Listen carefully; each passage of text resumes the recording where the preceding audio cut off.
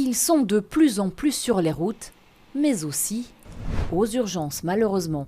Selon une étude de l'Institut Vias, 43% des blessés graves sont des cyclistes. On est pratiquement à un blessé grave sur deux qui arrive dans les hôpitaux est un cycliste, alors qu'il y a quelques années, en 2005, c'était 27%.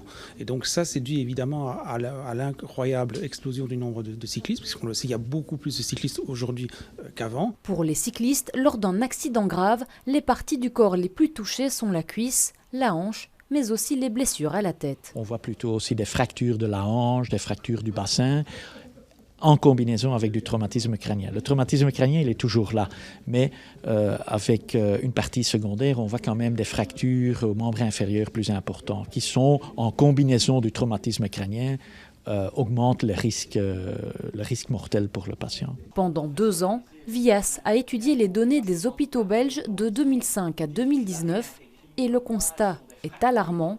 Le nombre réel de blessés graves, tous moyens de transport confondus, est 4 fois plus important que les chiffres officiels. Ça nécessite une mobilisation générale par tous les concernés.